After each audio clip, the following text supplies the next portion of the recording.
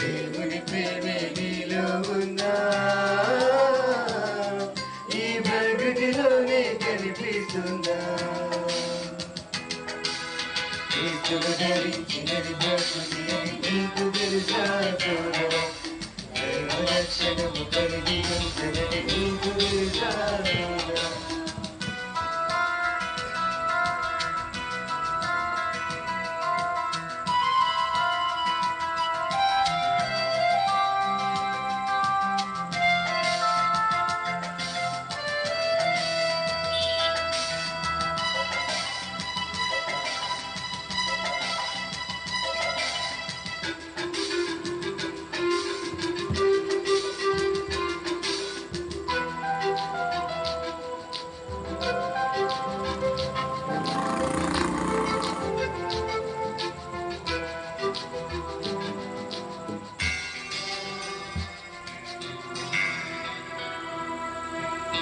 సూర్యుడు ఉదయించెను, కాలాన్ని గుర్తు చేయను, ప్రతి చెట్టు ఫలించును, ప్రాణవాయువును నీకిచ్చెను.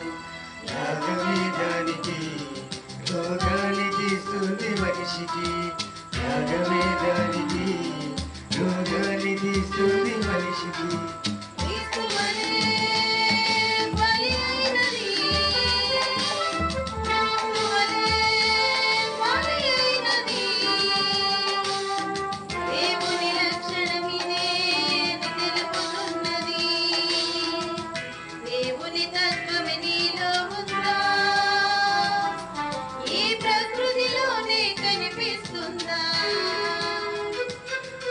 దేవుని తత్వమే నీలో ఉందా,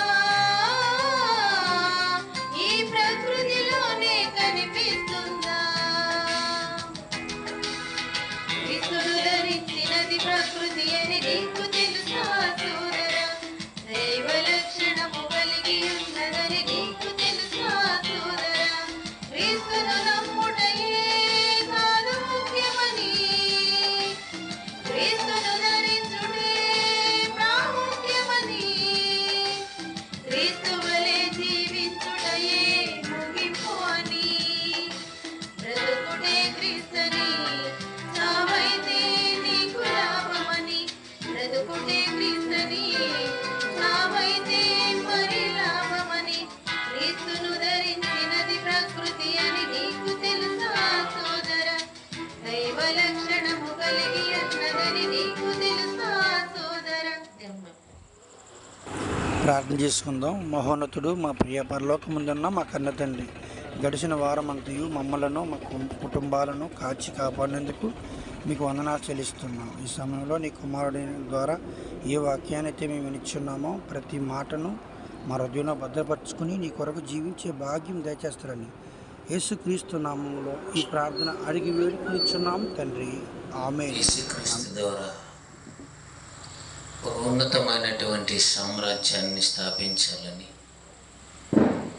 పరలోకమందు నా తండ్రి ఆశ కలిగినటువంటి వాడిగా ఉన్నాడు. ఆ విషయాలు గత వారంలో మనం విన్నాం. ఎందుకంటే దేవుడు ఈ లోకానికి మనలను పంపించకముందే ఆయన నిర్మిస్తున్న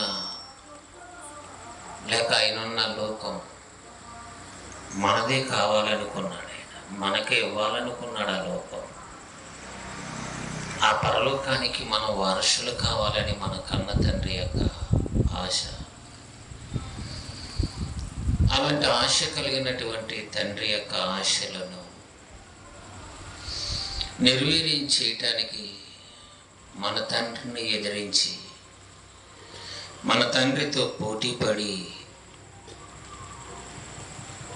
దేవుని సేవకులైన దూతలతో తరిమి వేయబడిన అపవాది భూమి మీదకు వచ్చి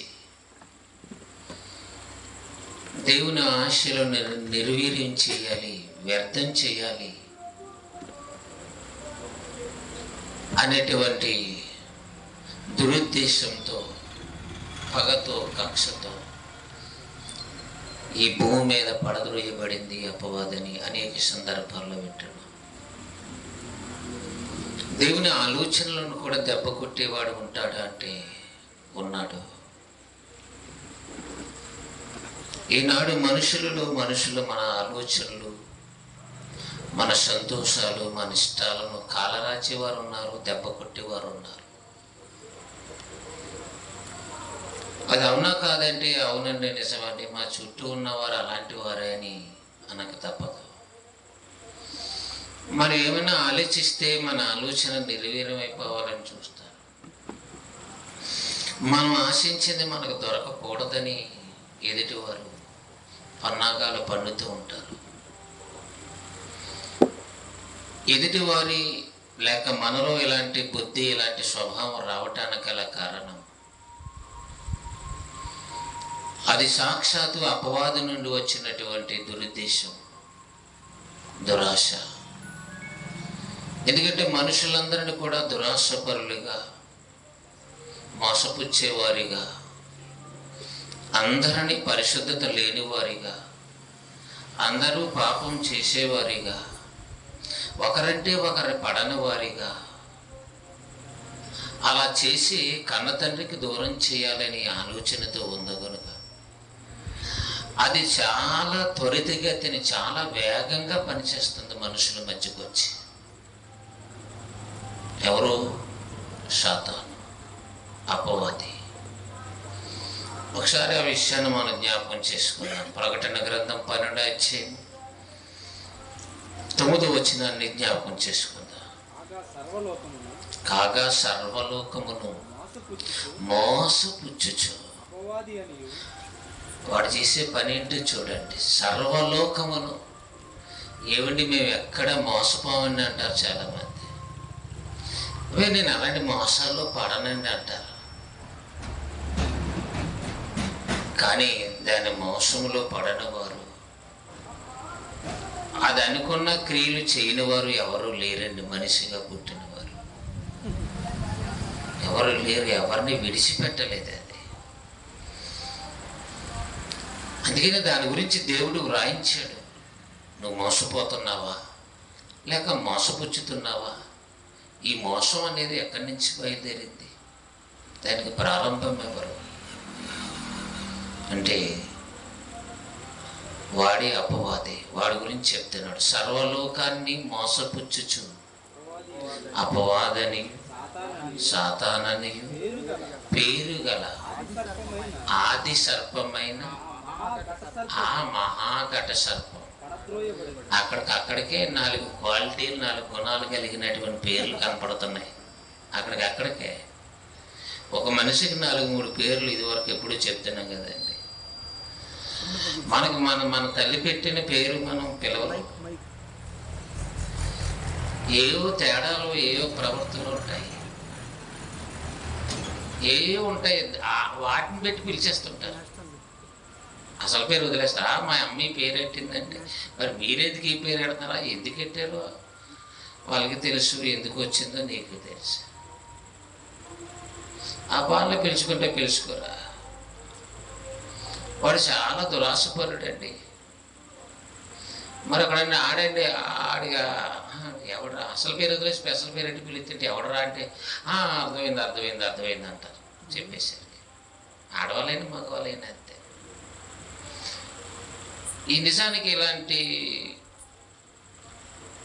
చెడిపోయిన ఈ క్వాలిటీస్, ఇలాంటి గుణాలు, మోసపుచ్చటం, చెరపటం, దగా చేయటం, వేషధరణ, ఎన్నో దురాశలు, ఇవన్నీ కూడా అపవాది నుండే వచ్చింది. అందుకే దేవుడు చెప్పేస్తున్నాడు సర్వలోకాన్ని మోసపుచ్చుతుందట. అపవాది చేసే మీలేంటిది? మీల అనేది మేలు కాదు, మోసపుచ్చటం.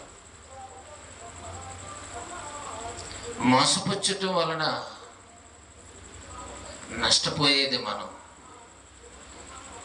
మనం నష్టపోవటం అపవాదికి ఇష్టం. అందుకని సర్వలోక, నా లోకం, ఈ లోకం, ఆ దేశం, ఈ దేశం అని ఏం లేదు. ఇక టోటల్ లోకం అంతా ఏం చేస్తుంది? మోసపరచాలి. అందుకనే సాతాను, అపవాది, ఏమండి, సాది సర్పం, ఘట సర్పం, మహాఘట సర్పం, ఇలా పెరిగినటువంటి అపవాది ఏం చేయబడిందంట?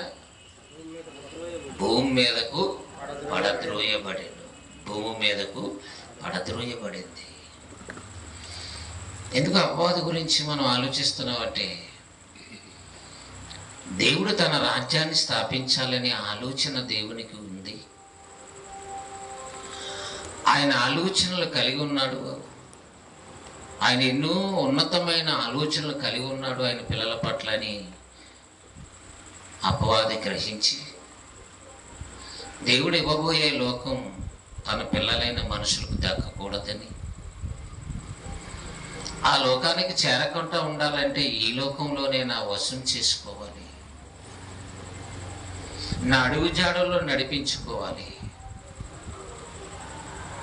అందరినీ కూడా నేను నష్టపరచాలి, అందరినీ అవిధేయులుగా చేయాలి, దేవునికి ఇష్టం లేనివారిగా చేయాలని అపవాది కంకణ కట్టుకుంది. అందుకని అది మొట్టమొదటి చేసే పని ఏంటంటే మోసపుచ్చటం. మొట్టమొదట చేసే పని ఏంటంట? మోసపుచ్చటం. మోసం. ఎక్కడ చూసినా మోసం, మోసం, మోసం. అన్నిటి మీద ప్రపంచంలో ఎక్కడ చూసినా మోసం. ఏ వ్యవస్థలో చూసినా మోసపోవటమే. ఉదయం చెప్పుకున్నాం ప్రసాద్ గారు, వ్యర్థము వ్యర్థము సమస్తం వ్యర్థమే అన్నట్టు ఎక్కడ చూసినా మోసమే. ఇది మానవ జీవితం అంతా చేసే పనులు వ్యర్థమా అంటే?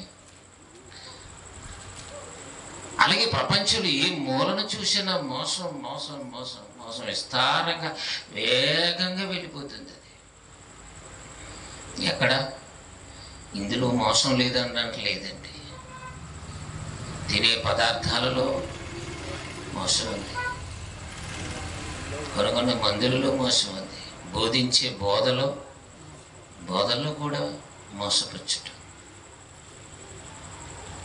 ఏదో రకంగా మోసపుచ్చటం, ఏదో రకంగా ఆకర్షించడం. వాస్తవాలు ఏంటి? అలా మోసపుచ్చుతున్నామనే సంగతి పాపం వారికి తెలియదు, కానీ కొంతమందికి తెలియదు. కొంతమంది ఏదో రకంగా ఆకర్షించాలనుకుంటారు, కానీ వాస్తవాలు చెప్పి మార్చడానికి ఎవరికి నిజంగా తెలియదు.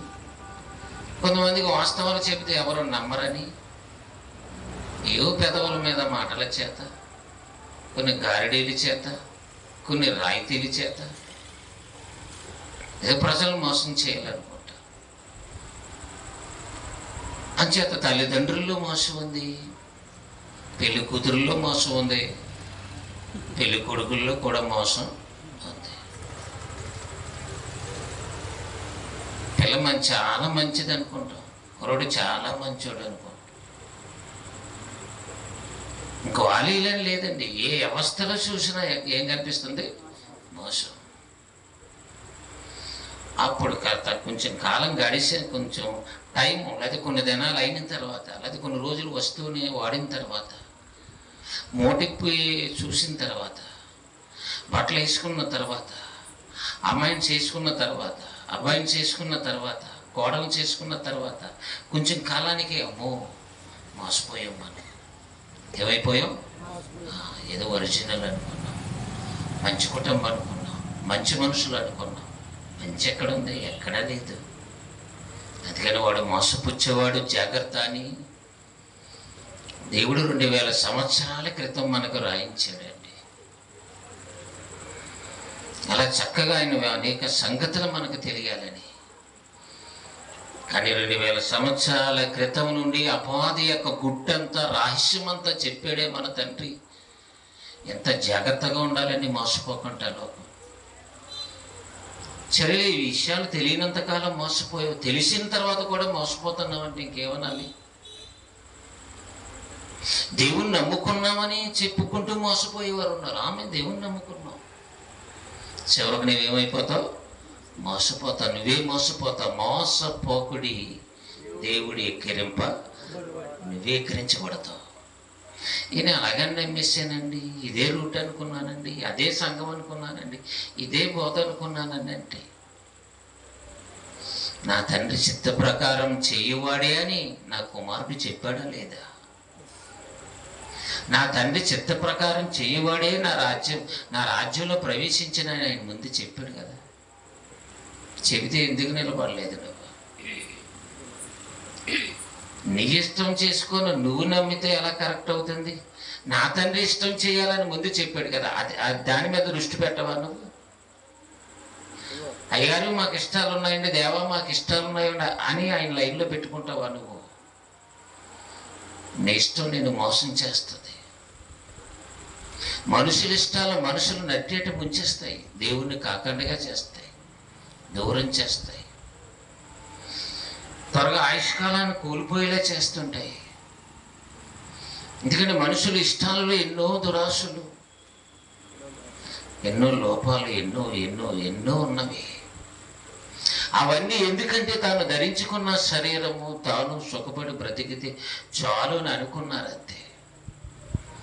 అందుకే అపవాది గురించి యోహాను గారు చెబుతూ 3:8 మొదటి యోహాను పత్రిక 3:8 అపవాది మొదటి నుండి పాపము చేయుచున్నాడు గనుక పాపము చేయువాడు అపవాది సంబంధి. ఇంకేంటి, దేవుడు క్లారిటీ చేసాడు ఆయన.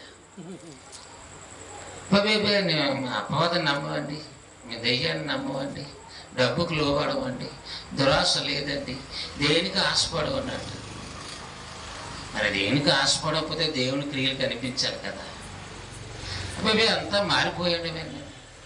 ఏం మారిపోయిందండి అయ్యగారు? ఆవిడ సంగతి మీకు తెలియదండి. నీ సాక్ష్యం పక్కనే. నువ్వు ఇలా వెళ్ళిపోయినా ఎమ్మటనే అక్కడ నిలబడ్డ వ్యక్తి అప్పటిదాకా నీతో మాట్లాడిన వ్యక్తి. చూసారండి, ముఖం చూసుకున్నప్పుడు ప్రేమగా లేక తెలుసున్న వారిగా అభిమానంగా మాట్లాడుకుంటారు, కాస్త సైడ్ అయిపోతే విరోధంగా మాట్లాడతారు. ఎవరి గుణాలు ఇవి? అపవాదికి సంబంధించినవి. అంటే అపవాది మొదటి నుండి వాడు ఏం చేస్తున్నాడు? న్యాయం చేస్తున్నాడా? ధర్మం చేస్తున్నాడా? అని నడిచేది ధర్మమా? కాదు, పాపం. పాపం చేస్తున్నాడు, ఆజ్ఞను అతిక్రమిస్తున్నాడు, దేవుణ్ణి ఎదిరించాడు. ఎందుకంటే వాడిని ఎదిరించడానికి గల కారణం వాడిలో ఉన్న దురాశ. మనం కూడా ఎవరినైనా ఎదిరించడానికి గల కారణం ఏంటి? మనం కూడా ఎదిరించడానికి గల కారణం ఏంటి? ఆశ, దురాశ, ఇష్టాలు, కోరికలు. ఆఖరికి తల్లిదండ్రులనైనా ఎదిరిస్తా. మాకు తెలుసులే, నువ్వు చెప్పొద్దులే, మాట్లాడకండి. ఎందుకు ఇలాంటి బుద్ధులు వస్తున్నాయంటే ఇవి తండ్రి బుద్ధులే. అవి చెప్పండి, ఈ తండ్రి బుద్ధులే కాదు, దుష్టుడి అపవాది బుద్ధులు. వాడు మొదటి నుంచి పాపం చేస్తున్నాడు కాబట్టి పాపం చేయవాడు ఎవడైతే ఉన్నాడో వాడు అపవాది సంబంధి అని.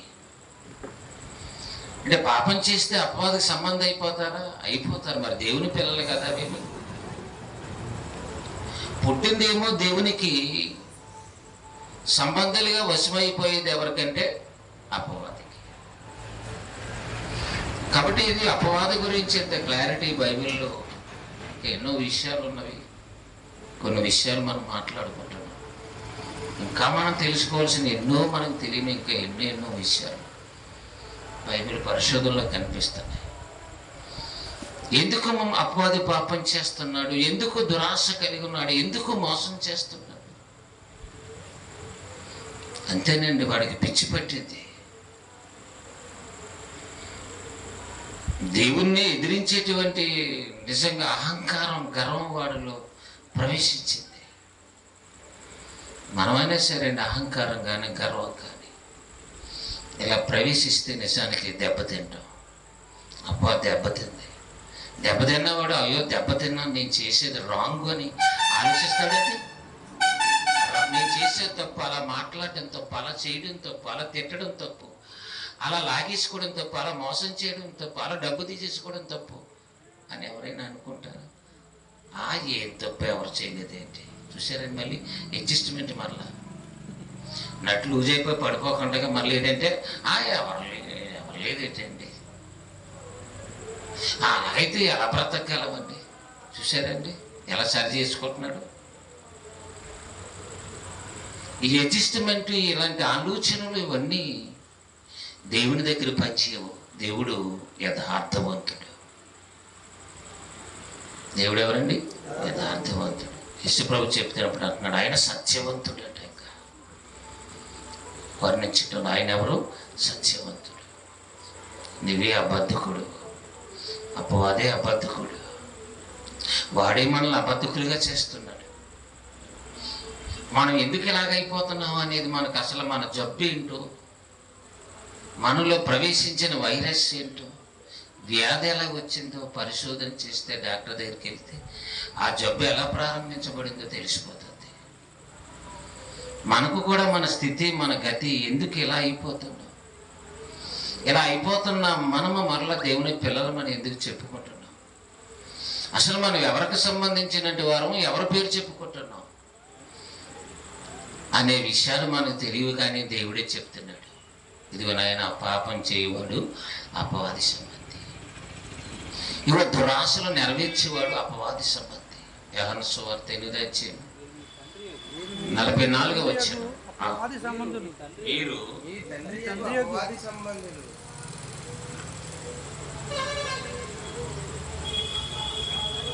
మీరు మీ తండ్రి యొగు అపవాది సంబంధులు. చూడండి, యేసుప్రభు కూడా మనకి ఇక్కడ ఉన్న వాళ్ళందరూ మా తండ్రి అబ్రహాం మా తండ్రి అంటున్నారు. మోసే మా యొక్క నాయకుడు, అయినే గొప్పవాడు అంటున్నారు.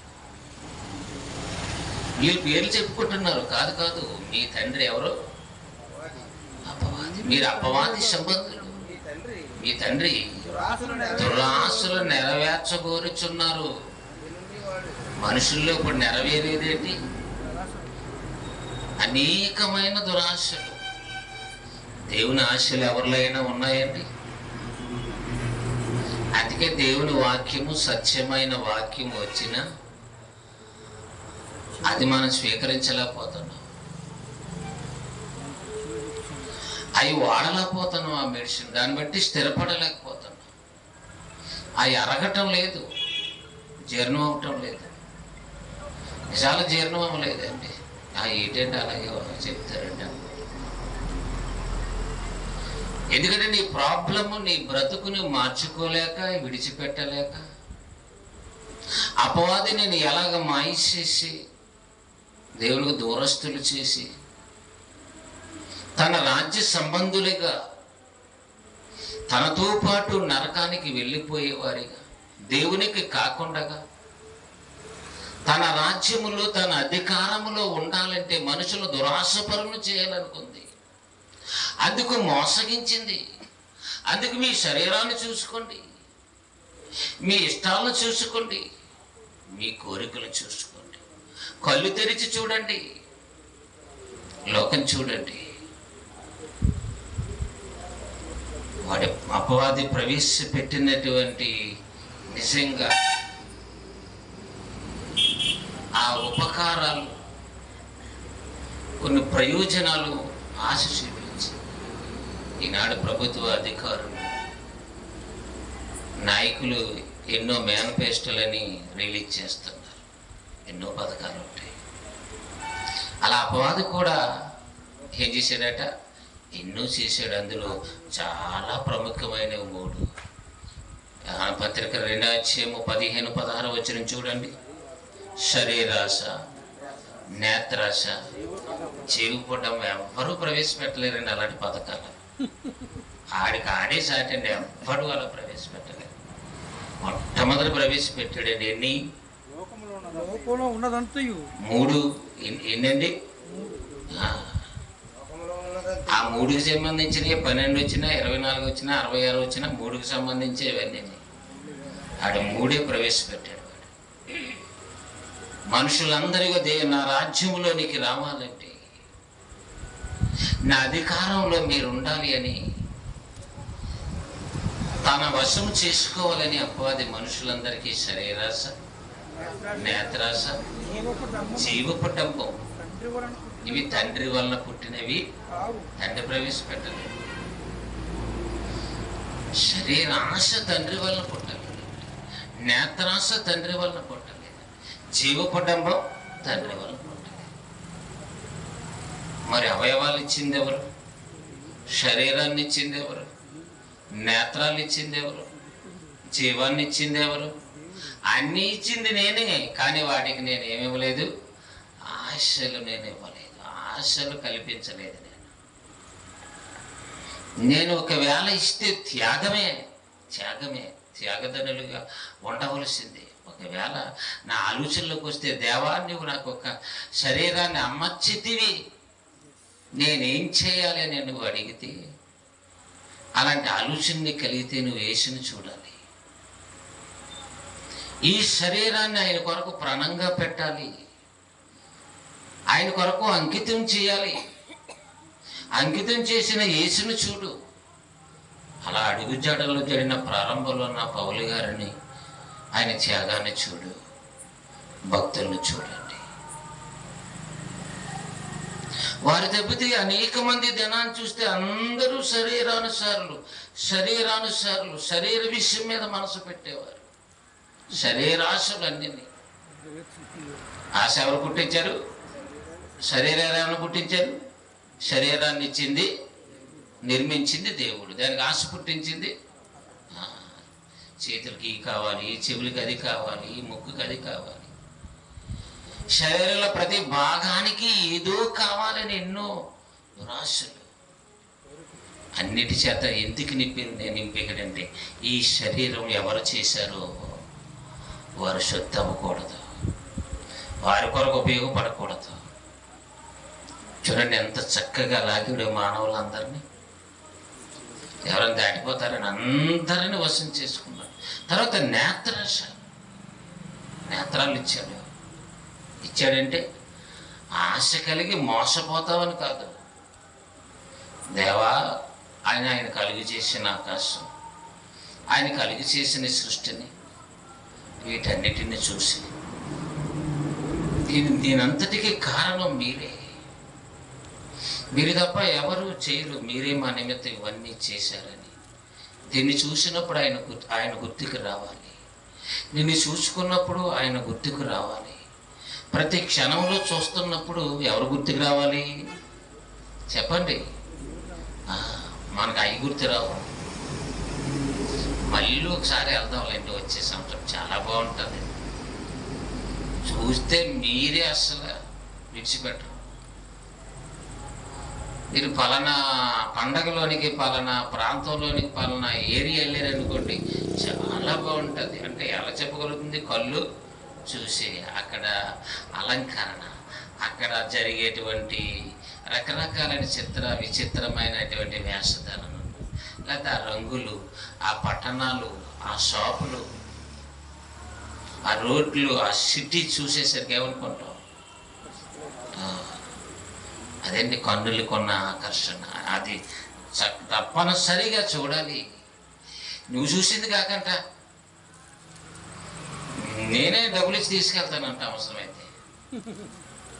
ఏమంటే నేను పెడతాను రండి ఛార్జీకి. వాళ్ళ సినిమా చూడలేదా నువ్వు? మేము పెడతాం రండి ఛార్జీకి. పలానా చోటకి మీరు వెళ్ళలేదా? మేము తీసుకెళ్తాం రండి. ఒక్కసారిగా చూపించి వదిలేశారు. ఒకసారి దృష్టి పడిందో, ఒకసారి లోకం మీద దృష్టి పడిందో, అది మరలటం, వెనక్కి తిరగటం చాలా కష్టం. అందుకని తండ్రి వలన పుట్టలేదు. ఏంటి? ఆశలు. ఆశింపచేసేటువంటి ఆ లక్షణం తండ్రి కలిగించలేదు. కన్నులకు ఆ స్థితి ఇవ్వలేదు. కన్నులు కంట్రోల్ చేసుకోవాలి. కన్నులు ఇచ్చినా నా కుమారుడు కంట్రోల్లో పెట్టుకోవాలి. శరీరం ఇచ్చినా దాన్ని స్వాధీనం అందించుకోవాలి. జీవాన్ని ఇచ్చినా దాన్ని స్వాధీనం అందించుకోవాలి. ఇంకా నేనే తినేయాలి, ఇంకా అమ్మో ఇది ఇందులో ఎవరికైనా సాగిచ్చేస్తే ఇంకా మనం ఏమైపోతామని ఒక జీవపు డంబం. అంత కాదు, ఎంతో కొంత చేద్దాంలే. అందుకే చాలామంది మధ్యవర్తులకి, అందుకే ఎందుకు అనేక సమయాలు చెప్తూ ఉంటామంటే, ఈ భూమి మీద బ్రతుకు తెరువుకు అన్ని విధాలా సంబంధించింది, అన్ని అవసరాలు తీర్చేది డబ్బు అయితే, అదే డబ్బు నిన్ను పంచిపెట్టమంటే, అదే డబ్బు అందరికీ తల రూపాయిని ఇమ్మంటే ఎంత ఇస్తావు? ఎంత చేయగలవు? చేయగలవా? పంచిపెట్టగలవా? చేయలేవు. అంచేత ఏ రకంగానైనా నువ్వు దురాశపడు జీవపుడములమ్మ నాదే కావాలి ఎంతో కొంత, మిగతా వాళ్ళకి ఏదోలాగా ముడ చెప్పి వాళ్ళకి ఎంతో కొంత ముడ చెప్పేయచ్చులేండి, డబ్బు రూపంలో ఎంతో కొంత ముడ చెప్పేయచ్చులేండి. ఎందుకంటే మనం అనుభవించాలి కదా, మనది కావాలి కదా, ఏదో రకంగా చేద్దాం. ఇన్ని తెలివితేటలు వచ్చి ఇలాంటి జీవానికి సంబంధించి, శరీరానికి సంబంధించి, నేత్రానికి సంబంధించి అందరినీ ప్రారంభ ఆదాము నుండి అందరినీ మైండ్ బ్లాక్ అయిపోయేటట్టుగా అందరినీ కొట్టింది, ఎవరిని వదలలేదు. అంచేత అందరినీ మోసపుచ్చుతుందట, సర్వలోకాన్ని. అలా మోసపుచ్చితే అందరూ ఎవరి స్వాధీనంలో ఉన్నారు? ఇప్పుడు దేవుని నుండి పుట్టామనే సంగతే తెలియలేదు. ఇప్పుడు ఈరోజు ఈ ప్రసంగాలు చేస్తుంటే కొత్తగా ఉన్నవి. దేవుని కొరకే బ్రతకడం అంటే, దేవుని కొరకే నీ జన్మ అని చెబుతుంటే విచిత్రంగా ఉంది. ఓ పరలోకం నుండి వచ్చిన దేవుని కుమారుడు అంటే ఎప్పుడు వినలేదే అన్నట్టుగా ఉంది. ఆ భూమి మీదే సుఖపడి హాయిగా చల్లగా ఉండాలి తప్ప మనం ఎక్కడో పుట్టడం ఏంటి, ఎక్కడి నుంచో రావటం ఏంటి? ఈనాడు ఈ ప్రసంగాలు కొత్తగా అనిపిస్తున్నాయి. వాస్తవాలు ఎప్పుడూ ఉన్న విషయాలు ఈరోజు కొత్తగా విచిత్రంగా నమ్మలేని విధంగా కనిపిస్తున్నాయి. ఎంచేత ముందు అబద్ధాన్ని, అసత్యాన్ని, శరీరాశ, నేత్రాశ, చేపుటము ఇవన్నీ నమ్మేశాం. ఎందుకు ఇంత శక్తి ఉంది దాని దగ్గర? మోసం చేయటంలో నిజంగా దానికి అదే ప్రారంభంలో, అదే సాటండి, అదే పునాది అండి. ఇంకా అపోహ గురించి మరిన్ని విషయాలు జ్ఞాపకం చేసుకుందాం. దశలోనికి రాసిన పత్రిక, 2 దశలోనికి రాసిన పత్రిక 2వ అధ్యాయం.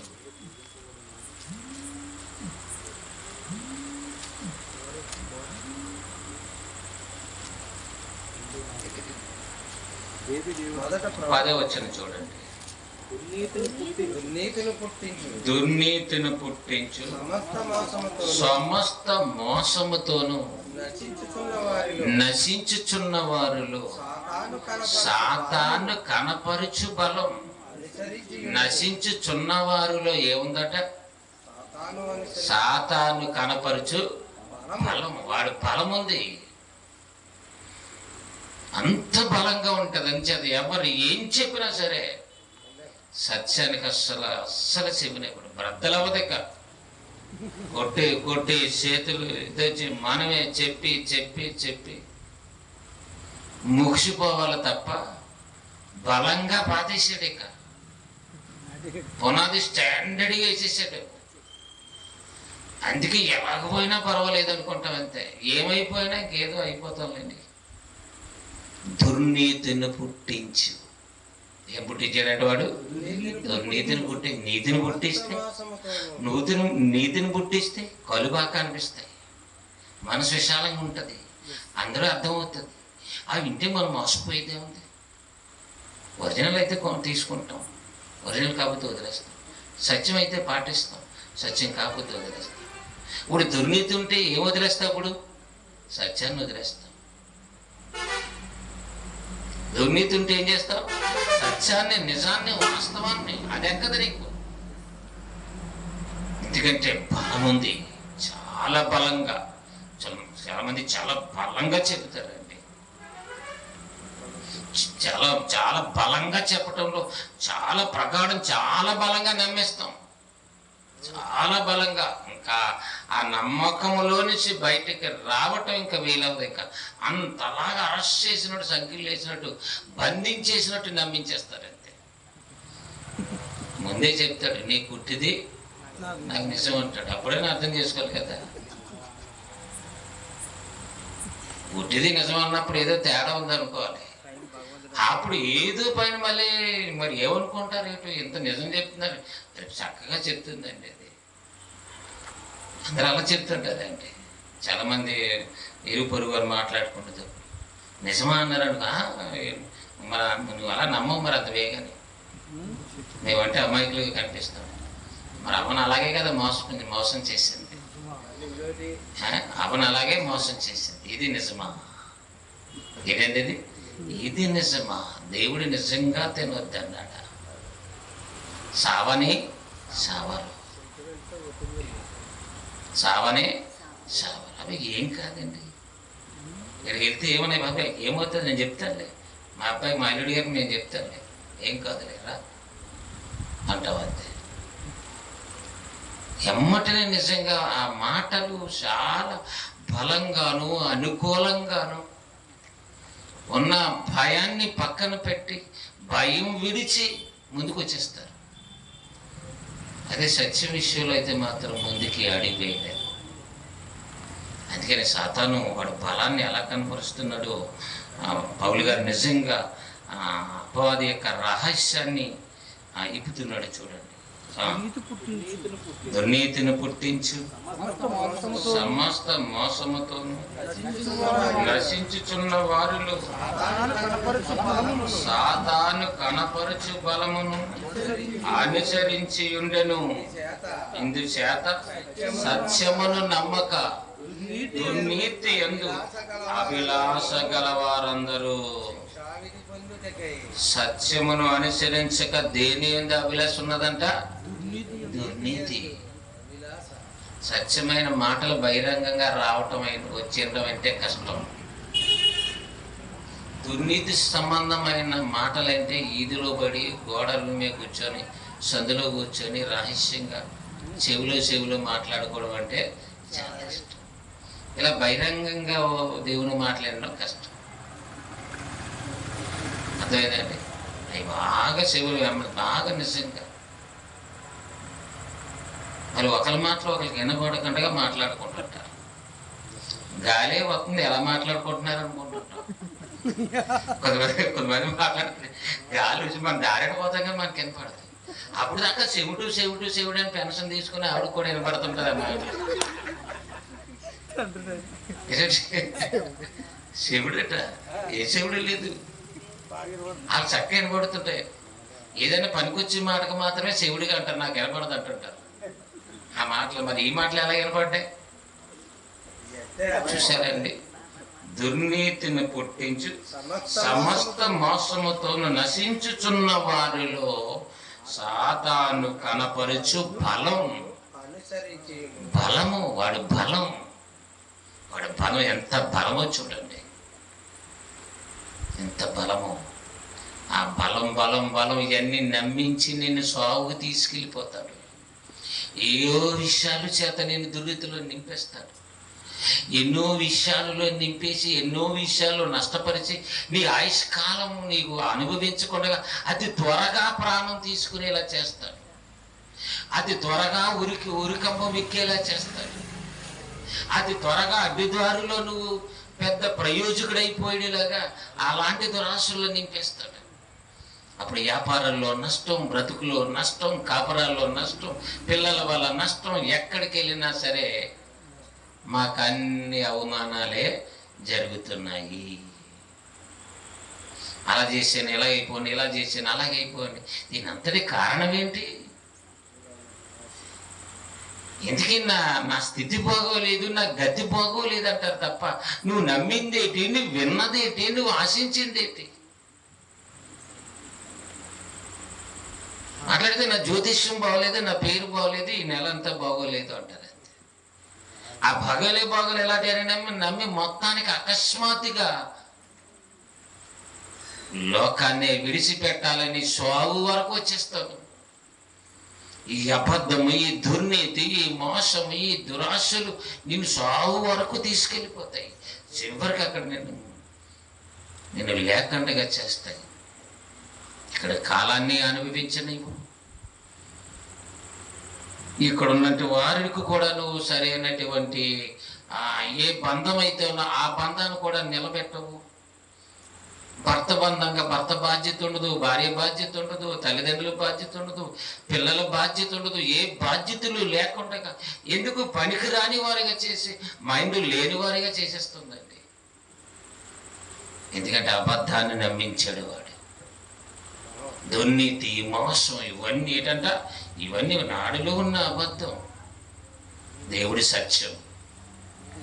వాడు అబద్ధమైనా సరే నేనే దేవుడిని అని చెప్పుకునే టాలెంట్ ఉంది వాడికి. వాడు చెప్పేది అబద్ధమైనా సరే నేను బోధకుడిని అని చెప్పుకునే టాలెంట్ ఉంది వాడికి. వాడు బైబిల్లో ఉన్న దేవుని మనసు తెలియకపోయినా సరే నేను దేవుని సేవ చేస్తున్నానని అని నమ్మించేటువంటి ఆ లెవెల్, ఆ స్థానం ఉంటుంది చాలా మందికి. కానీ నోరిప్పితే వాళ్ళ ప్రవర్తన, వాళ్ళ ప్రసంగాలు, వారి తీరు, ఎదుటి వారికి నేర్పిస్తున్న విధానము, వారికి ఆశ చూపిస్తున్న విధానాలు అన్నీ చూస్తే అన్ని లోక సంబంధమైనవి. అంటే వీళ్ళు కూడా ఎవరికి సంబంధించినట్టు వారు? మోసపుచ్చిన అపవాదికి సంబంధించినట్టు వారు. అందుకని రహస్యముగా జ్వరపడినటువంటి కపట సహోదరులు అంటున్నాడు. అంటే కపటులుగా చేసేసాడు దేవుని పిల్లలని కూడా. దేవుని పిల్లలని నమ్మించి వారిని అలా తయారు చేశారు. ఆ మాట చూడండి ఒకసారి. గలతీయులకు రాసిన పత్రిక 2వ అధ్యాయము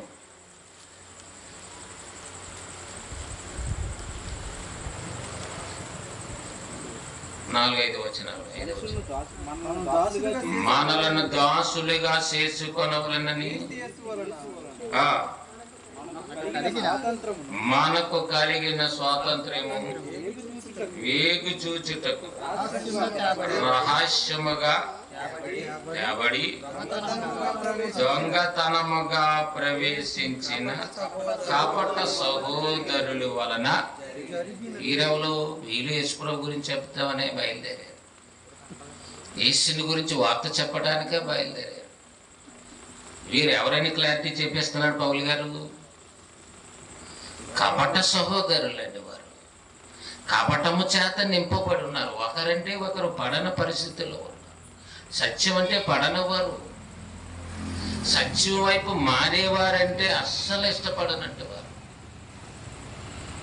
అందుకని గలతీలో ఉన్నటువంటి సంఘములు, ఆ గలతీ ప్రాంతంలో ఉన్నటువంటి ఆ సంఘాలు, ఆ లుస్త్ర, ఆ దెర్బే, ఇకోనియా, ఈ ప్రాంతాల్లో తిరుగుతూ అనేక మందిని దేవుని జ్ఞానము నుండి, సత్యము నుండి దూరం చేసి అబద్ధము నమ్మున్నట్లు వారు ఏం చేస్తున్నారు? మోసం చేస్తారు. అందుకే ఏం చేసినా పర్వాలేదు అనుకుంటున్నారు వాళ్ళు. మనం నమ్మేది యేసుప్రభునే కదా, ఇంకోటి పేరు ఎత్తలేదు కదా. అలా ఆ పేరు మీద ఉంటే మనం ఎలా చేసినా పర్వాలేదు. యేసుప్రభు పేరు చెప్పుకొని ఆయన చెయ్యంటే మనం ఏం చేసినా పర్వాలేదా? పర్లేదు అయ్యగారా, పర్లేదు. ఇడ్లీ తినేసేసి కాఫీ తాగేసి ఉపవాసం ఉండమన్నట్టు పర్లేదమ్మా, పర్వాలేదు. అయ్యారు ఎలా ఉండొచ్చు అంటే లేదమ్మా, అంతగా ఇబ్బంది ఏం కాదు, 2 ఇడ్లీ తిని నువ్వు ఉండొచ్చు. అదే ఎక్కడ ఇడ్లీ? ఇంటికాడ ఇడ్లీ, చెక్కటి ఇడ్లీ. ఇప్పుడు ఇడ్లీ తింటే మార్కెట్లో ఇడ్లీ, కొట్ల మీద ఇడ్లీ మనం తినలేం కదా. పర్వాలేదంటే నిజంగా ఏం చెబితే నిజంగా అంత అమాయకత్వం, అనుకూలంగా చెప్పేది ఏదైనా ఉంటే తక్కువ చేకరిస్తారు అంతే. కాస్త వ్యతిరేకమైనది ఏమైనా ఉంటే మాత్రం తెగ చూస్తారు. వాస్తవం చెబితే ఎగదెగ చూస్తారండి. ఎందుకు చెప్తానంటే అపవాది యొక్క టాలెంట్. అపవాది ఏ రకంగానైనా దేవుణ్ణి దూరం చేయాలి, అందరినీ మనం వశం చేసుకోవాలి. దేవుని ఉద్దేశం ఏంటి? భూమి మీదకు పంపించిన నా పిల్లలు నరులారా మీరు తిరిగి నా దగ్గరికి మీరు రావాలి.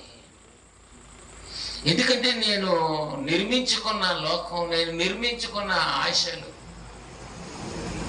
నా ఆశలు, నా ఆస్తి, నా అంతస్తు మీరే అంటే ఇక్కడికి వచ్చిన తర్వాత ఉన్న బుర్రంతా పాడు చేసుకొని మనం ఉన్నాం. బుర్రకే పాడు చేసింది. ఎవరికైనా బుర్ర ఉందండి నిజంగా? అంటే ఎవరికైనా మనసు ఉందా దేవుని మీద కరెక్ట్గా? ఇది దేవుని సంగతుల్లాగా, దేవుని వాస్తవాలుగా లేదే. ఇందులో ఏదో లోపం ఉంది, ఇందులో ఏదో స్వార్థం ఉంది, ఇందులో ఏదో లోకం ఉంది, దేవుడు అంటే దేవుడిగా ఉన్నట్టుగా లేదే అని ఎవరైనా సంశయిస్తారండి? ఎవ్వరు అలా సంశయించరు. మనకు అనుకూలంగా చెప్పారా లేదా, అనుకూలంగా దీవించారా లేదా, ఆకాశవాకాన్లు అన్నీ ఇప్పి మన మీద కుమ్మరించేసారా లేదా, అంతే కదండి.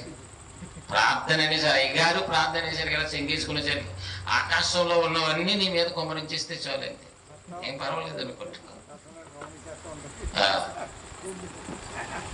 ఆ లోకం, ఆ పరలోకం, దాని గురించి ప్రయాసపడాలని ఎప్పుడు దాని గురించి ఆశపడే వ్యక్తిగా ఆమెకు కలిగించరు, వీళ్ళు చెప్పరు. దానికి కారణం ఎవరో తెలుసా?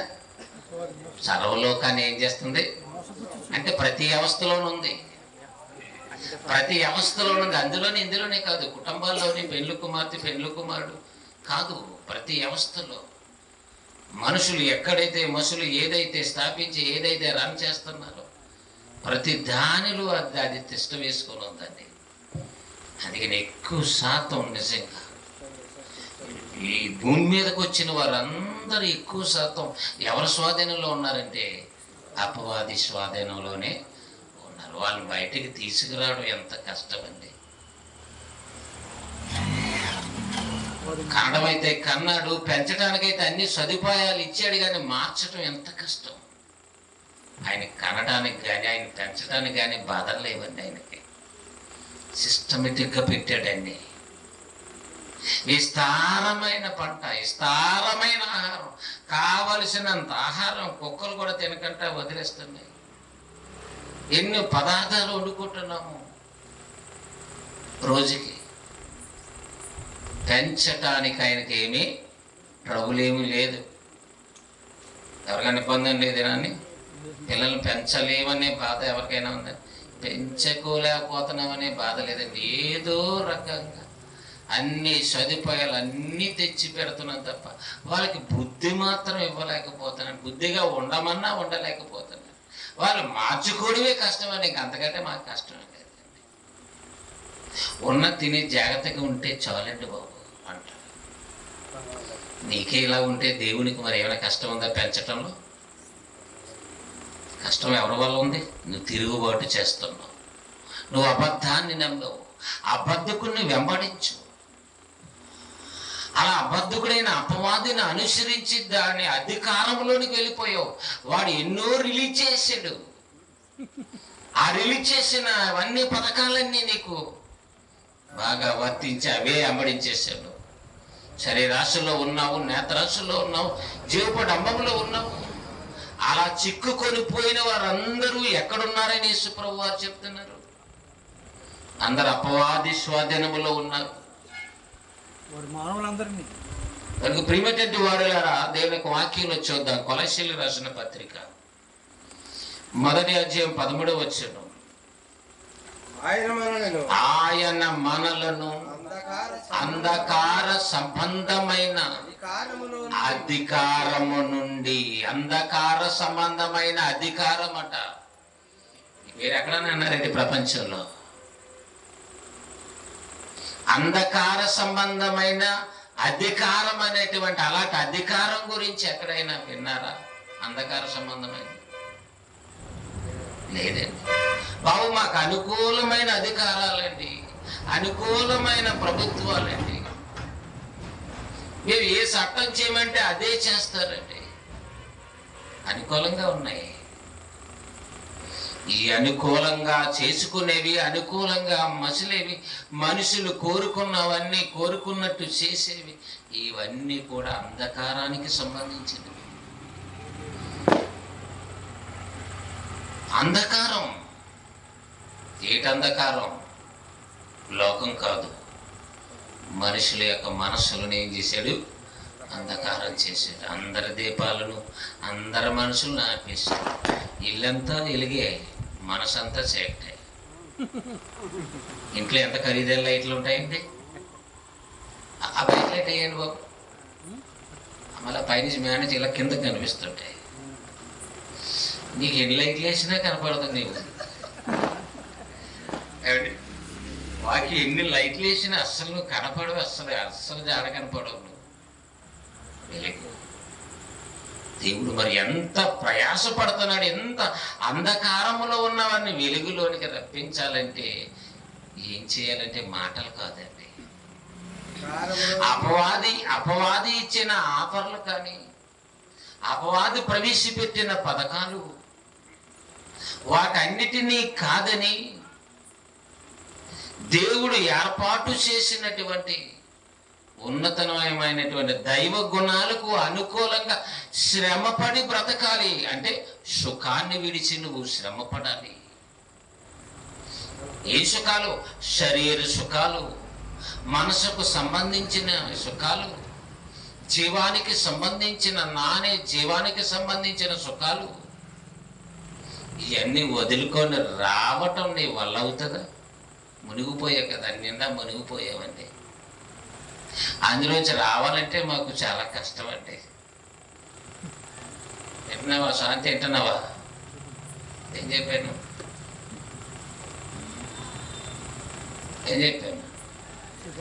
వినాలి.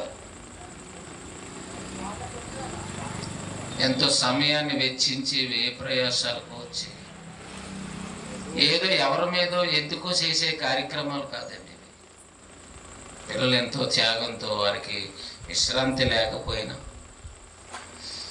ప్రయాసపడి వస్తున్నారు. విషయాలు వారికి తెలుసు. మరొకసారి మళ్ళీ మైక్ స్వరం ద్వారా చుట్టూ ఉన్న సమాజంలో మనం ఎంతవరకు రాగలం అనుకుంటే అంతవరకు వెళ్ళి బోధిస్తున్నాం. అంటే బాధ్యతతో, ఎంతో పోరాటంతో, చెప్పాలంటే ఒక విప్లవం. వాస్తవాన్ని చెప్పాలంటే చాలా కష్టం కాదండి. ఈ నిప్పు లాంటి వాస్తవాలు, నిజాలను అంగీకరించడానికి వచ్చేవాళ్ళు ఎవరండి? వచ్చి వెళ్ళిపోయేవాళ్ళే తప్ప మారేవారు ఎవరుంటారు చెప్పండి?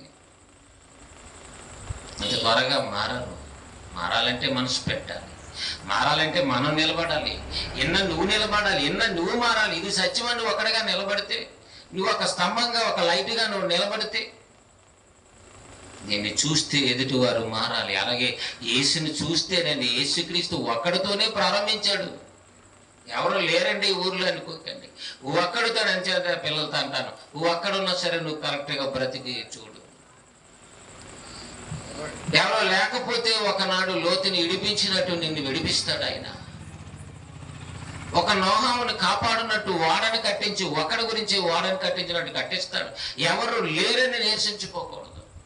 ఇదంతా చీకటండి, మారరండి. మారరు అనే వాస్తవాలకు మనకు తెలుస్తుంటే, మారని చెప్పి అటు ఇటు చూసి మరి అందరూ కలిసిపోతామా మనం? ఏమన్నా ఇంకా ఇంకా అటు ఇటు చూసి ఇంక లాభం లేదండి, నేను అందులో మూతి ముంచేయాలనుకుంటే ప్రయోజనం ఏంటండి? అందుకే నేను నిలబడాలి. ఎందుకంటే అంధకార ప్రపంచానికి వెలుగుని చూపించేవాడు కావాలి. ప్రపంచానికి సమస్తం సర్వలోకాన్ని మోసపుచ్చింది కదా, మోసం చేసింది కదా. ఇప్పుడు నిజాన్ని ఎక్కించాలి, నమ్మించాలంటే ఎంత కష్టమైపోతుంది చూడండి. ఈ నిజమే అబద్ధంగా కనపడుతుంది, ఈ వాస్తవాలే కొత్త బోధగా కనిపిస్తున్నాయి. అబద్ధమే పాతది, ఎప్పుడూ పుట్టిందండి, ఆల్త కాదండి. అబద్ధమే ప్రారంభంలో ఉన్నట్టు, అదే మొదట ఉన్నట్టు ఉంది. ఏం చేదంటే దానికి ఉన్న శక్తి అలాంటిది, దానికి ఉన్న మాటకారితనం అలాంటి. కొంతమంది అందుకే అలా నమ్మిస్తారు. అప్పుడప్పుడు చెప్తుంటాం, ఉట్టి సూటికేస్తూ వస్తారు, గట్టి సూటికేస్తూ వెళ్ళిపోతారు. వెళ్ళేటప్పుడు మాటలతో వస్తారండి, మాటలతో చెప్పి క్యాష్ చేసుకుంటారు అంతే. ఎలాగొచ్చాయండి నమ్మించే కెపాసిటీ, శక్తి. మీరు ఏం చేస్తారండి? మీరు ఏం పని చేస్తున్నారు? ఉద్యోగం చేస్తున్నారా? కూలి పని చేస్తున్నారు. కూలి పని అయితే కూలి పని తగినట్టు ప్లాన్ ఉందండి. ఉద్యోగం అయితే ఉద్యోగం తగినట్టు మోసం చేస్తానండి. వ్యాపారం అయితే వ్యాపారం తగినట్టు ప్లాన్ చేస్తానండి. ఎవరు తగ్గదు వాడికి కొడతాడు. అన్ని నైపుణ్యాలు ఉంటాయి అన్నమాట. ఎవరిని ఏ లెవెల్లో దోచుకోవాలో, ఎవరిని మోసం చేయాలో తెలుసు మనిషికి. ఈ మనిషికి ఇలాంటి విద్యలు నేర్పించేవాడు ఎవడు? అందుకంటున్నాడు, మీ తండ్రి ఎగు అపవాది సంబంధులు మీరు. ఎవరు? యూదులు అంటున్నాడు ఆయన. నిజంగా మనసులో పెడేసుకున్నారండి వాళ్ళ బాధ, వాళ్ళు మనసులో పెడేసుకున్నారు. ఇంత మాట అంటారా అని. అందుకని యేసుప్రభుని కిందకి నువ్వు దయ్యం పట్టినవాడు అన్నారు ఆయన్ని. యేసుప్రభుని ఏమన్నారండి? నువ్వే దయ్యం పట్టినట్టు. నువ్వు అబ్రహం చూసేవా? అందుకు యూదులు నువ్వు దయ్యం పట్టినవాడు అని చదువు. కలతలేవా? గుర్తెత్తి సడన్గా చదివేస్తున్నావా? చూసి చదివా, చూడక చదివావా? కనిపించిందా? మా తావతాక్షం ఎందుకు కనిపించలేదు? చూడు.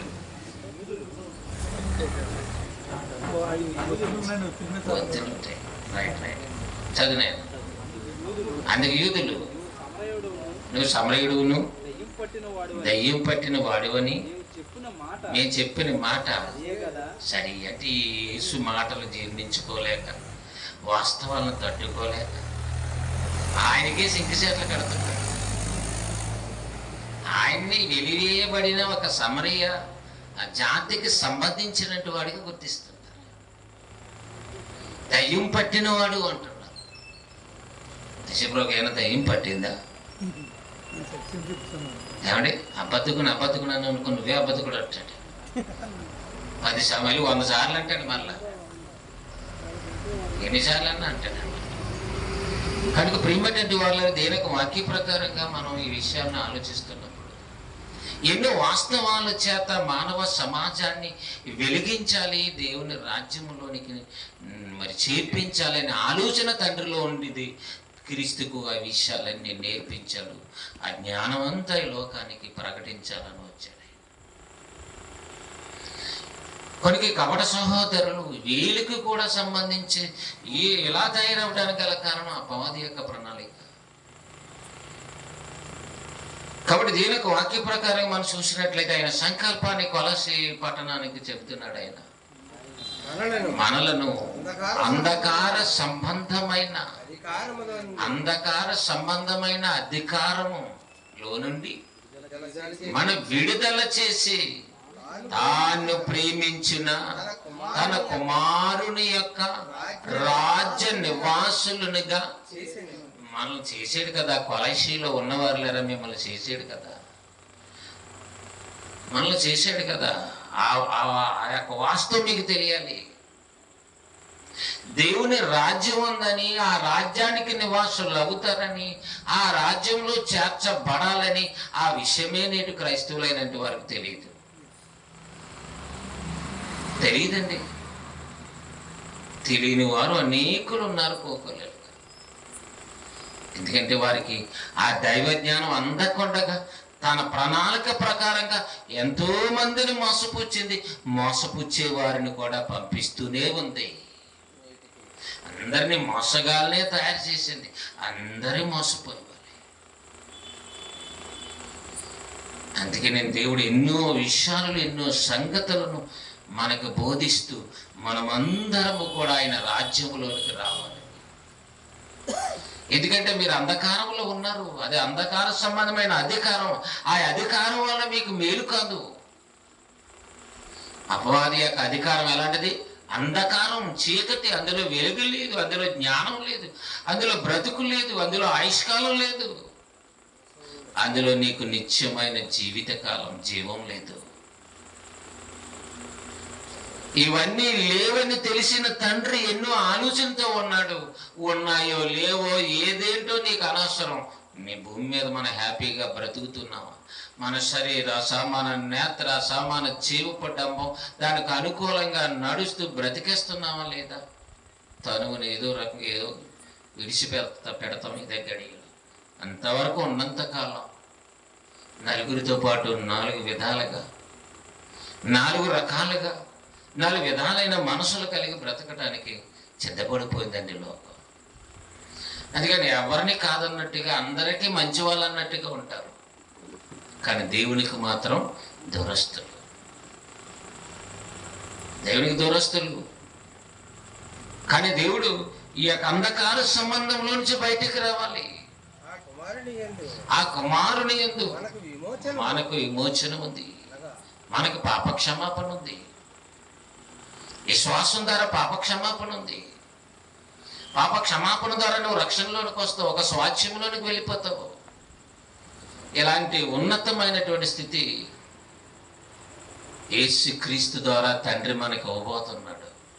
అంటే భూమి మీద ఉన్న వారందరినీ ఇప్పుడు అపవాది ఏం చేసింది? ఆదాము నుండి అందరినీ అంధకార సంబంధమైన ఒక అధికారాన్ని స్థాపించింది. ఆ అధికారానికి తిరుగులేదు. అధికారం కావాలని దేశానికి అధికారం అవుతాడు, రాష్ట్రానికి అవుతాడు, జిల్లాకు అవుతాడు.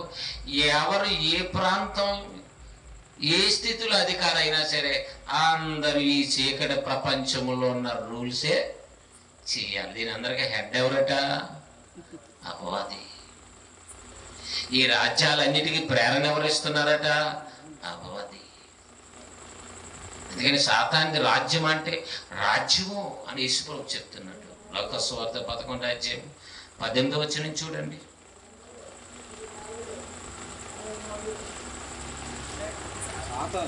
సాతాను తనకు వ్యతిరేకముగా తానే వేరుపడిన ఎడల వాని రాజ్యం ఎలాగ నిలుచును? వాని రాజ్యం ఎలా నిలుస్తుంది? వాని రాజ్యం అంటే ఎవరు రాజ్యం? సాతాను రాజ్యం.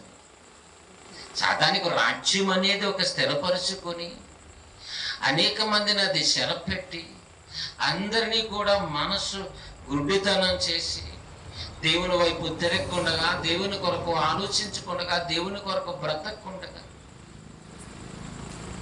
అందరినీ కూడా ఏం చేసింది? మనోనేత్రాల్ని గుడ్డితనం చేసి అందరిని గుడ్డివారు చేసింది. మన కళ్ళు ఉన్నాయి, శరీరం ఉంది, అందంగా ఉన్నాం, ఆనందంగా ఉన్నాం మనం అనుకుంటున్నాం. అంతే కదండి. కానీ ఏం లేదు, అందరినీ గుడ్డితనం చేసి. అంచేతే ఎవరికి చూసినా నీకు మనసు లేదు. ఏం లేదంటారండి? మనసు లేదు. అసలు నీ బుర్ర ఎక్కడ పెట్టావు? తిరంగొత్తనావు నువ్వు. ప్రయాణం చేసేప్పుడు తిరంగాలో మాట్లాడేటప్పుడు మనసు ఉండదు, మంచి చేయాలనే మనసు ఉండదు, బ్రతకాలనే మనసు ఉండదు. ఏమైపోయింది మనసు? గుడ్డితనం అయిపోయింది. అది వెళ్ళిపోతుందో తెలియదు, ఏమైపోతుందో తెలియదు. రే ఇంత మంచుడు ఇలా చేసేరేంటి, ఇంత మంచుడు ఇంత త్వరగా చచ్చిపోయాడు. ఏమైపోయింది? అది అంధకారం. అంధకారంలో ఏమైనా జరుగుతుంది. అది చీకటి సామ్రాజ్యం. అది ఎలుగు కాదు, అది జ్ఞానం కాదు. అరేరే మన తప్పని పశ్చాత్తాపడడానికి, తప్పని వెనకాడడానికి అది వెలుగుకు సంబంధించింది కాదు. అందుకే వెలుగైన ఒక సామ్రాజ్యాన్ని దేవుడు స్థాపించాలని నిర్ణయం పరలోకంలో దేవునిలో ఉంది.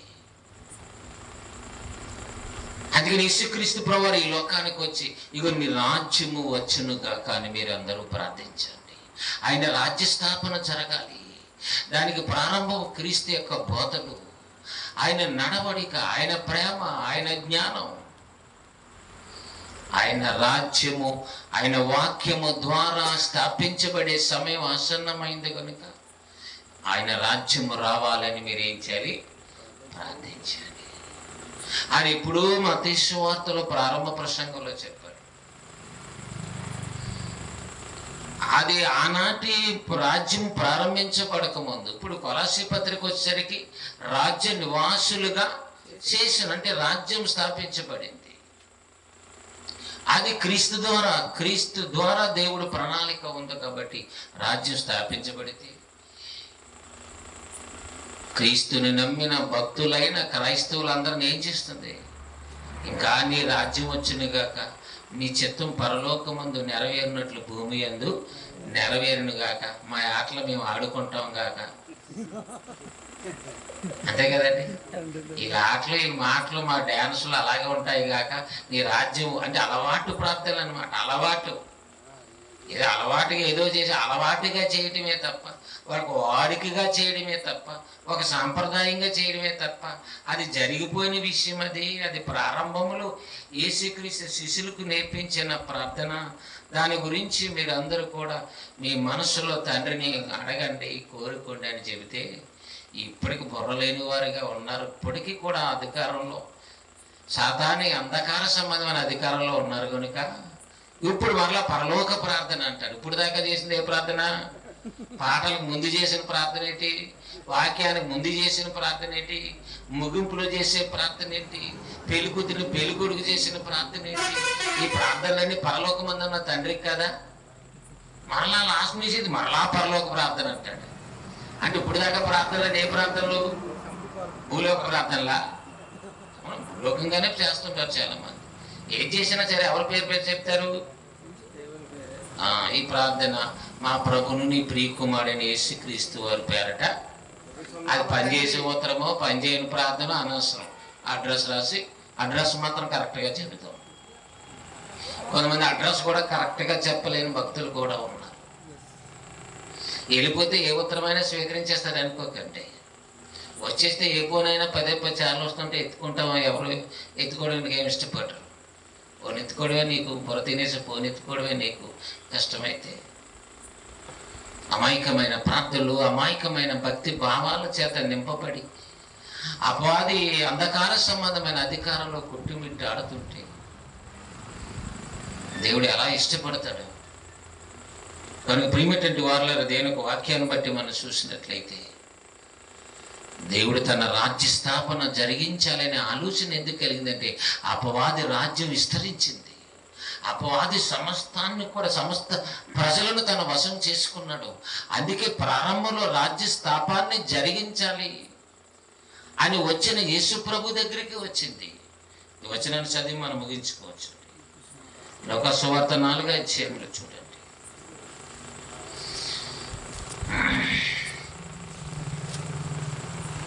చూడండి 5-6 వచనాలు. ఈ అధికారమంతయు అప్పుడు అపవాది ఆయనను తీసుకొని పోయి భూలోక రాజ్యములన్నిటినీ ఒక నిమిషములో ఆయనకు చూపించి, భూలోక రాజ్యాలన్నీ ఎవరు చూపించిందట? యేసుప్రభు వారు చూపిస్తుంది. చూడలేదు ఆయన ఎప్పుడని? చూడలేదా చెప్పండి? మేము ఎప్పుడో చూసాను, మొన్న ఎప్పుడు 3 ఇవాళ చూసే కానీ ఎప్పటి నుంచో చూస్తున్నాను. యేసుప్రభుకి పాఠాలు నేర్పిస్తుంది. యేసుప్రభుని మనస్సును సరిపెట్టాలనుకుంటాను. ఆయన లాగేసుకుంటే ఇంకేం ప్రాబ్లం లేదు. ఇంకా ఆయన ఒకటే ఈయన్ని ఎలా కొట్టాలని ఈయన గురించి ఆలోచన చేస్తాను. ఈయనకంటే ఏకంగా రాజ్యాలే ఇచ్చేస్తుందట. రాజ్యంలో సభ్యుడు కదట. ఏమి ఇచ్చేస్తాను? ఈ భూలోక రాజ్యాలన్నీ చూపిస్తున్నాను కదా, ఈ అధికారం, ఈ రాజ్యం అన్ని నీకు ఇచ్చేస్తానంట. ఇచ్చేస్తారని అంత త్వరగా ఎవరన్నా ఇచ్చేస్తారని అలాగే ఎవరన్నా ఇచ్చేస్తామని అనుకుంటారు అసలు? ఒకవేళ అలాగే ఎవరన్నా ఇచ్చేస్తారు, నాకు నమస్కారం చేస్తే ఇచ్చేస్తానంటే నమస్కారం కూడా చేసేస్తారు. ఏ పని చేయమన్నా చేస్తారు. మరి యేసుప్రభు చేయడు కదా. యేసుక్రీస్తు అలా లోబడిపోయేటువంటి వ్యక్తి కాదు, లోక సంబంధం కాదు. దేవుని మనసు ఎరిగి, దేవుని ఆవేదన ఎరిగి మానవాళ్ళని రక్షించడానికి వచ్చాడు. అపవాది రాజ్యానికి ధీటుగా తన రాజ్యాన్ని స్థాపించి, తన రాజ్యములో వెలుగు, పరిశుద్ధత, సత్యము, నిర్దోషత్వం ఇలాంటి ప్రణాళికతో కట్టడానికి వచ్చాడు ఆయన. ఆ వెలుగు సంబంధమైన రాజ్యం కట్టడం మానేసి, అదైతే కష్టమని, ఇంక ఎలుగు పెట్టడం కష్టమే కదండి. టెంట్ వేయడం కష్టం అంటే ఎలుగు పెట్టడం కూడా కష్టమే కదండి. వెలుగు కష్టమే. అయ్యి బాబాయ్ అన్ని లైటింగ్ అంటే బాబు ఈ లైటింగ్ ₹1,00,000 అవుతుంది అంటాను. అదే ఏది లేదనుకో, ఏ ఖర్చు లేదు, ఇంకా సింపుల్గా. అపోదంతా చీకటే, ఏ పెట్టుబడి లేదు, ప్రాణత్యాగం లేదు, ఖర్చు లేదు, చాలా ఈజీగా ఎవరైనా చేరిపోవచ్చు, ఎవరైనా రాజ్యంలో ఉండొచ్చు. ఏం చేయాలంటే నాకులాగా నువ్వేం చేయాలి? మోసం చేయాలి. మీరంతా నా ప్రజలు, నా సహోదరు, నా చెల్లెళ్ళు అనాలి. అంతే అంతే కదండి. ప్రజలను ఎలా బొట్లో వేయాలి అనేది నేర్పించడానికి ప్రారంభ విద్య మనుషులందరికీ నేర్పించింది ఎవరు? వాడే. అవన్నీ అలా అందరికి అలవాటు అయిపోతాయి. తర్వాత ఏం చేస్తామో అనవసరం. మొత్తం మీద ఇప్పుడు మాత్రం మాటల గారిడిలో, మాయలో పడిపోవాలి. ఆ తర్వాత పడిపోయిన తర్వాత గిరగిలతో అనుకుంటూ మోసపోయావు. మోసపోయావు అక్కడ ఉండాలిగా. మోసపోతే మీరు బయటకు తీసుకొచ్చే వాళ్ళు ఎవరు ఉంటారుగా. కాబట్టి ఇక్కడ బయటకు తీసుకొని రావటానికి లోకానికి వచ్చి 40 దినాలు మరి ఉపవాసం ఉండి ఒక రాజ్యాన్ని స్థాపించాలి, తన వాక్యం ద్వారా మానవ మనసులను మార్చాలని వచ్చిన యేసు దగ్గరికి వచ్చి ఆయన స్థాపించిన రాజ్యాలన్నిటిని చూపిస్తుందట. భూలోక రాజ్యములన్నిటిని ఎంతలో చూపించిందట? ఒక్క నిమిషములో. ఈనాడు ఒక్క నిమిషంలో చూస్తున్నాం ఎక్కడేం జరుగుతుందో, ఒక్క సెకండ్లో. అంతే కదండి, ఇంత వితిన్ సెకండ్లో చూస్తున్నాం. ఒక నిమిషములో చూపించే టాలెంట్ దానికి ఉంది. ఈ అధికారం అంతయు, ఈ రాజ్యముల మహిమయు, ఈ రాజ్యముల మహిమ ఇచ్చేస్తుందంటే ఏముంది ఈ రాజ్యములో మహిమ? ఈ అంధకార సంబంధమైన రాజ్యములు, ఈ మనుషులు చేస్తున్నటువంటి దురాంత కాలాల్లో, ఈ మోసములు, ఈ దోపిడీలు మహిమ ఉందా? పాపం ఉందా? ఈ మహిమ నీకు ఇచ్చేస్తాను, ఈ గొప్పతనం నీకు ఇచ్చేస్తానని, ఏదైనా ఇచ్చేస్తాను అంటే నేను చాలా చీపుగా ఇచ్చేస్తానంటే మనం ఏం అనుకుంటాం? నిజమా అని ఆశపడతాం. ఎంత చీపుగా ఇచ్చేస్తుందంటే అది ఎంత చీపుగా ఇచ్చేస్తా చూడండి. 7వ వచనం, కాబట్టి నువ్వు నాకు మొక్కితివా, అది నువ్వు రూపాయి పెట్టవలసిన అవసరం లేదు, కోట్లు ఇవ్వవలసిన అవసరత లేదు, పైగా నీ ప్రాణం కూడా పెట్టవలసిన అవసరత. నువ్వు ప్రాణం పెట్టి ప్రాణత్యాగం చేసి సత్యం చెప్పడం అంటే నువ్వు గొంతు చించుకోవాలి, ఎన్నో అవస్థలు పడాలి, నీ శరీరాన్ని అంకితం చేయాలి, శిలువ మీదకి ఎక్కాలి, ప్రాణం పెట్టాలి. ఇవన్నీ పెట్టిన తర్వాత కూడా ప్రజలు నమ్మాలి, వారి జీవితకాలం అంతా యథార్థంగా నడుచుకోవాలి. ఇది జరిగే పనేనా? ఎన్ని ప్రజలకు ఎలాంటి బాణీలకి, ఎలాంటి అలవాట్లకి అలవాటు అయిపోయారో దాని నుంచి బయటకు రావడం కష్టమా కదా? చెప్పు, నీకు తెలుసా లేదా? కష్టమే. అందుకే యెరూషలేము చూసేసరికి నువ్వు ఈ దినమందైనను ఏమండి సమాధానమైన సంగతులని నువ్వు మార్పు చెందితే నీకు ఎంతో మేలని ఏడ్చాడంటే యెరూషలేము గురించి ఎప్పటి నుంచి బోధిస్తున్నాడు? ఎప్పటి నుంచి బోధ జరుగుతుంది? పాత నిబంధన ప్రవక్తల కాలం నుంచి ఎన్నో ప్రసంగాలు, ఎంతో ఉన్నతమైన వాక్యము బోధించబడుతున్నా యేసు ప్రభు వచ్చిన కాలాన్ని కూడా ఏం చేయలేదు, వెళ్ళలేదు. ఆయన మీదే కుట్ర చేశారు చివరికి. దేవుని నమ్ముకున్న అబ్రహాము దేవుడు అనుకున్న యూదులు, ఇశ్రాయేలు కూడా అంధకార సంబంధమైన అధికారంలో ఉన్నారు. ఇలా అంధకార సంబంధమైన దోపిడీ దౌర్జన్యంతో ఉన్నది. ఇది మహిమ భ్రమింప చేస్తుంది. ఈ రాజ్యాలన్నీ నీకు ఇచ్చేస్తాను, నువ్వేం చేస్తావంటే నువ్వు నాకు మొక్కితే చాలు. ఇక్కడ నువ్వు నేనే ఉన్నాం, ఎవరో లేరు. ఒకసారి నమస్కారం చేస్తే ఇవన్నీ వదిలేసి వెళ్ళిపోతానంట. ఇది ఎప్పటి నుండో ఇంత పరలోకం నుండి త్రోసివేయబడిన నాటి నుండి వందల వేల సంవత్సరాల నుండి మానవాళిని తన వశం చేసుకొని యేసు ప్రభు ఇలా నమస్కారం పెడితే ఇచ్చేస్తానంటే దాని ప్లాన్ ఎంత ప్లానో చూడండి, ఎంత కుట్రో చూడండి. ఆయన ఎంత నిజంగా ఆయన కూడా ఆకర్షించాలని చూస్తుందో చూడండి. పడిపోయాడు అపవాది మాటల్లో, మనం అయితే పడిపోతామండి.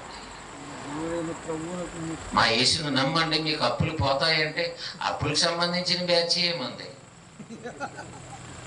అలా నమ్ముకున్నా బాపుతారండి క్రైస్తవులు అంతా. నిజమేనండి, చాలా మంది నిజంగా ఎక్కడికి వెళ్ళి మొత్తం ప్రారంభం ఇప్పుడు కూడా అదే. రోగాల నిమిత్తం అలా నమ్ముకున్నవారండి. ఏదో మనలాంటి వాళ్ళు ఏదో కదా వాక్యం తెలుసు. ఈ రకమైన పరిస్థితి అండి. ఇలా ఉన్నవారు పరిస్థితి ఆలోచించండి.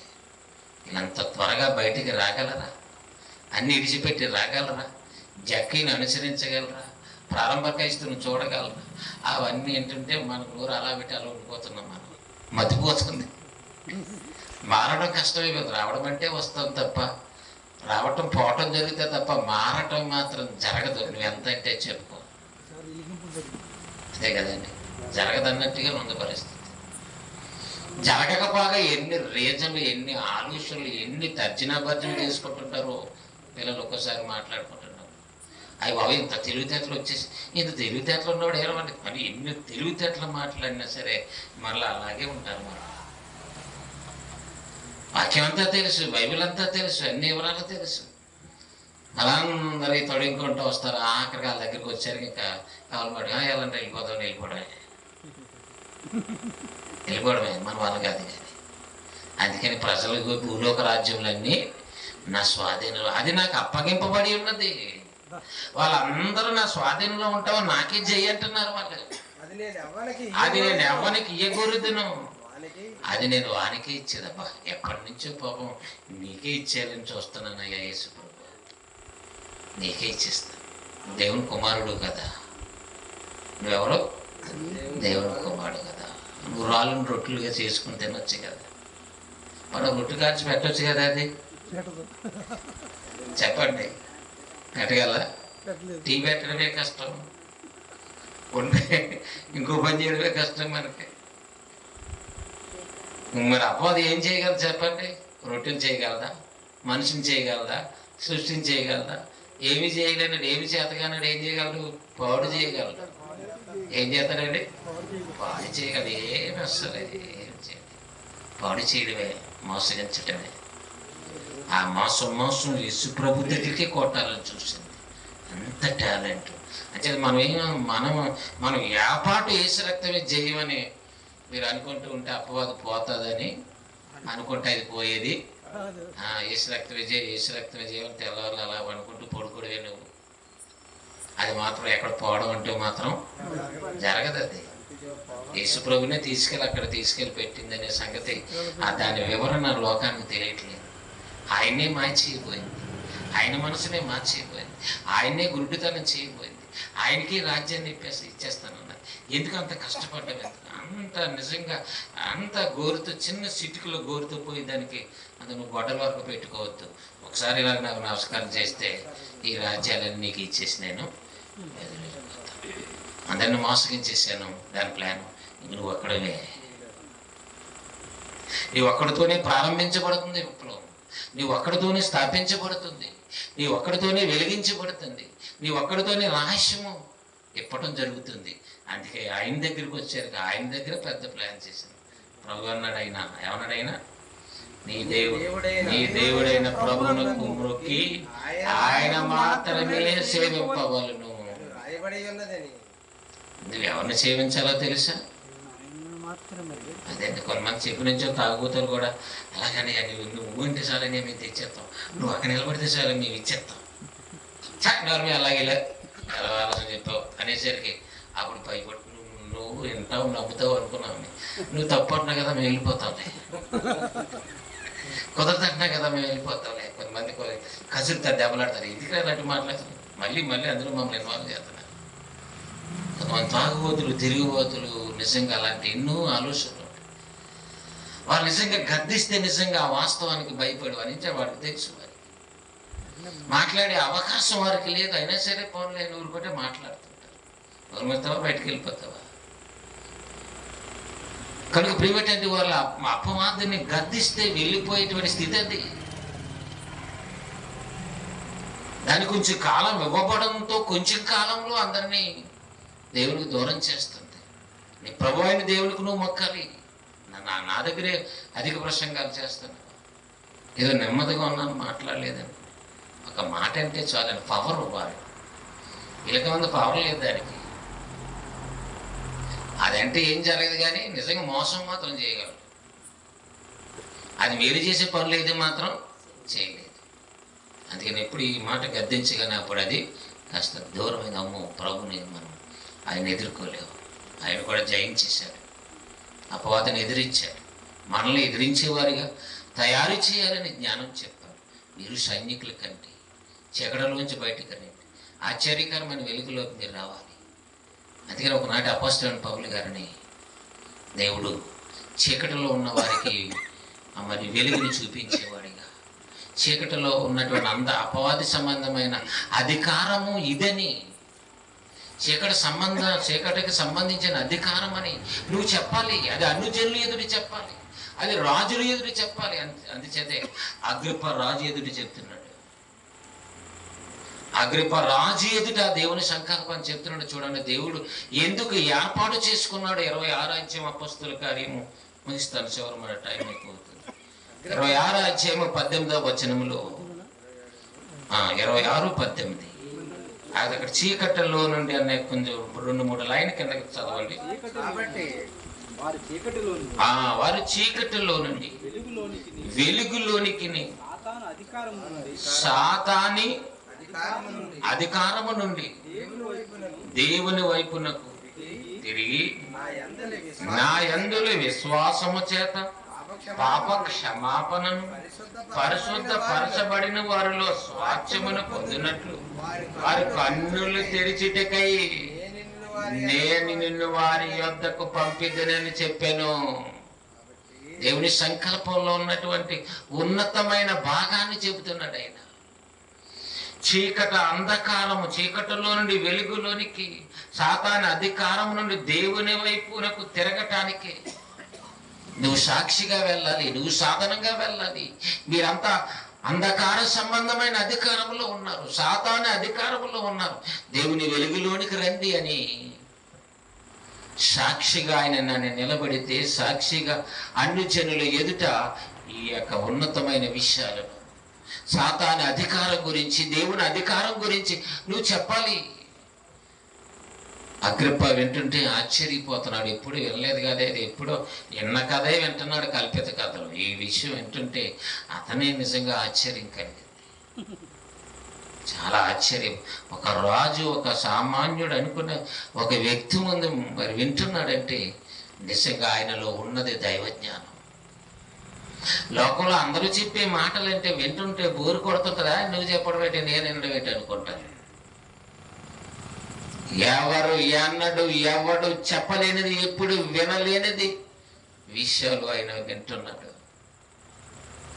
బోధిస్తున్నాడు. వారి కన్నులు తెరిచుటకై నేను నిన్ను వారి యొద్దకు పంపిద్దనని చెప్పాను. ఎవరు చెప్తున్నాడు? అగ్రిప్పరాజుకు చెప్తున్నాడు. అంటే అపవాది యొక్క అధికారం, దేవుని యొక్క అధికారం, అపవాది యొక్క సామ్రాజ్యం, దేవుని సామ్రాజ్యం. ఈ రాజ్యాలు ఎలాంటివో, ఈ మనుషులు ఇప్పుడు ఏ రాజ్యంలో ఉన్నారు, ఏ రాజ్యంలో ఉంటే ఏ రాజ్యంలో ఉన్నారనుకుంటున్నారు, ఏ రాజ్యంలో ఉంటే దేవుని నమ్ముకున్నాం అని అనుకుంటున్నారో, ఇదంతా క్లారిటీగా వారికి తెలియాలి. క్రీస్తు సామ్రాజ్యంలోనికి చేర్చబడాలి. అందుకని అపవాది యొక్క సామ్రాజ్యాన్ని బద్దలు కొట్టడానికి, దాని అధికారం అంతా ఇప్పి చెప్పటానికి, దాని రహస్యాలు దేవుని పిల్లలైన వారికి చెప్పటానికి యేసుక్రీస్తు ద్వారా ఈ వర్తమానం అంతా మనకు అందించబడుతుంది. కనుక ప్రియమైనటువంటి దేవుని వారలారా ముగిస్తున్నాను.